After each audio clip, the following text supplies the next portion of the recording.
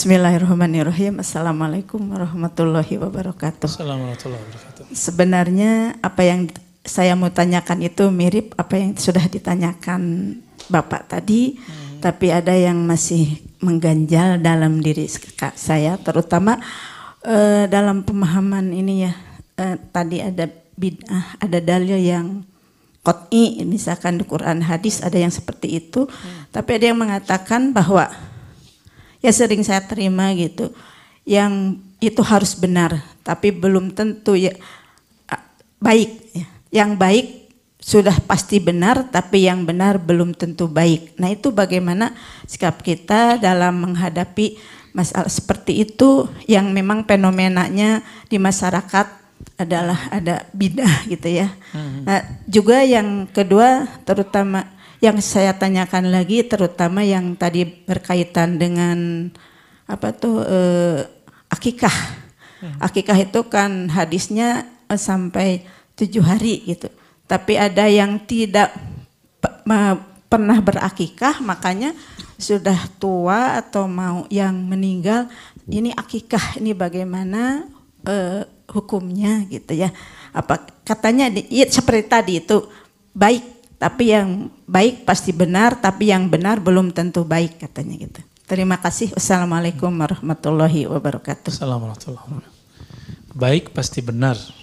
Benar belum tentu baik. Ribet nggak? Enggak ya?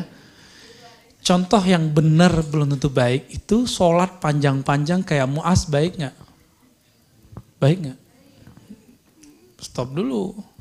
Benar atau baik pertanyaannya? Yang dilakukan Mu'az benar atau baik? Benar, tapi belum baik. Bisa memahaminya? Jadi Mu'az itu udah benar. Sholatnya itu lebih dari 1 surat.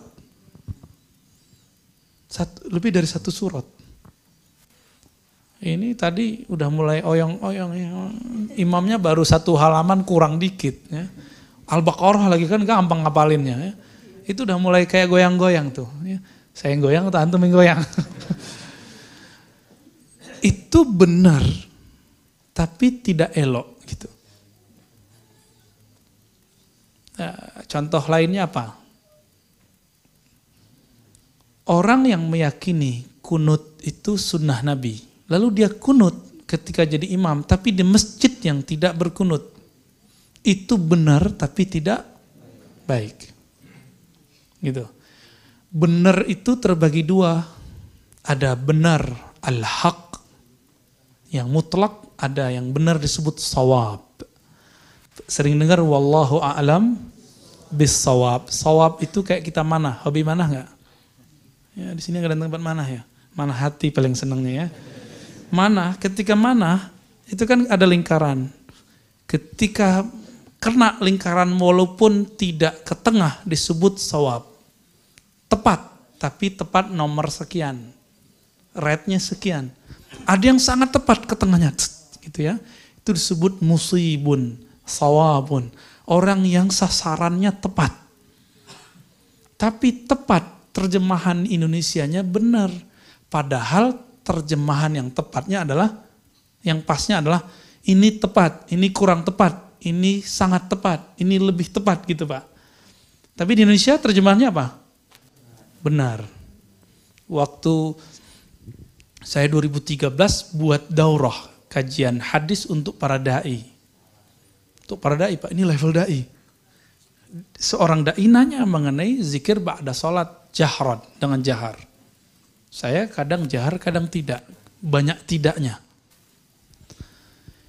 Lalu saya jelaskan riwayat bahwa Nabi SAW dan para sahabat mengangkat suaranya berzikri ba'da kulli maktubah. Mengangkat suaranya berzikir setiap sholat wajib. Maka ada riwayat yang kencang suaranya, ada yang tidak. Apa kata si Ustadz? Ustadz, ente salah. Loh, saya kaget. Kenapa? Kebenaran cuma 1. Kenapa ente sebut ada 2? Itu level ustadz. Kalau ustadznya udah begitu gimana jemaahnya? Akhirnya saya tanya balik, kamu punya dalil apa? Dia jawab, saya sudah baca Sahih Bukhari, Sahih Muslim, Sunan Abu Daud, bla bla bla, dan saya tidak menemukan dalil zikir setelah sholat dengan berjamaah dan mengangkat suara. Kebetulan nama dia salah satu nama yang ada di kitab-kitab itu. Saya sebut namanya, hei fulan. Wallahi demi Allah, betul ente sudah baca Sahih Bukhari. Saya khatam 4 tahun, ente berapa tahun? Betul ente sudah baca Sahih Muslim. Betul ente sudah baca Sunan Abu Daud. Jangan-jangan megang aja belum.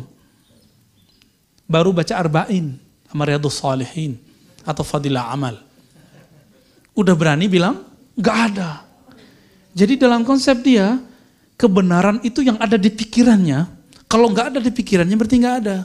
Oh ternyata inilah nasib para da'i hari ini. Inilah mauqif manhaj beberapa ulama-ulama muda, bahkan sudah tua hari ini. Kalau nggak tahu, dibilang nggak ada. Saya kemudian tanya, ente sudah baca kitab ini, Sahih Bukhari, baca Sahih Muslim.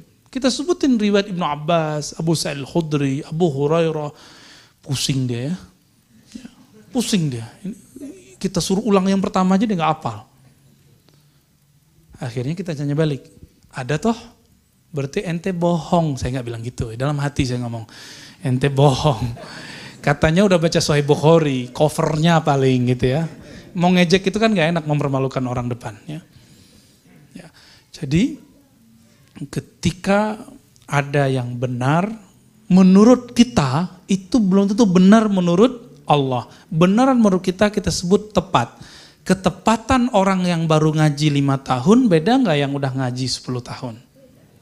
Ketepatan orang baru hijrah kemarin sore dengan orang hijrah dari dia kecil, kalau saya nggak perlu hijrah. Saya nggak kemana-mana kok. Ya, saya dari dulu udah ikut aliran-aliran Pak. Dari awal saya ngaji, saya pertama ikut kajian di kampung saya. Bersanad Qur'annya ke Rasulullah. Fikihnya bersanad ke Rasulullah. Terus ikut aliran A, B, C, D, sampai kemudian 10 aliran baru saya masuk ke kampus. Jadi nggak perlu hijrah, karena udah dari kecil hijrah. Kalau antum perlu hijrah, ya kita sudah melakukan itu dari dulu gitu. Sudah hijrah dari dulu.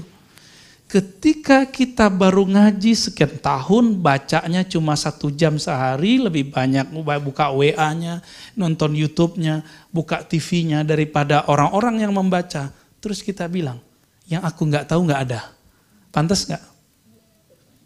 Aku benar, kamu belum tentu benar. Ini bagian akhir jawaban yang Ibu tadi tanya. Sekarang ada gerakan tidak mengkultuskan kiai, bagus. Tapi terjebak kepada mengkultuskan pendapat seorang ustadz atau sekian ustadz atau sekelompok ustadz. Sehingga muncul suatu kaidah. Yang aku katakan adalah kata-kata Allah dan Rasulnya. Ini perkataan yang keliru. Ini perkataan yang berbahaya.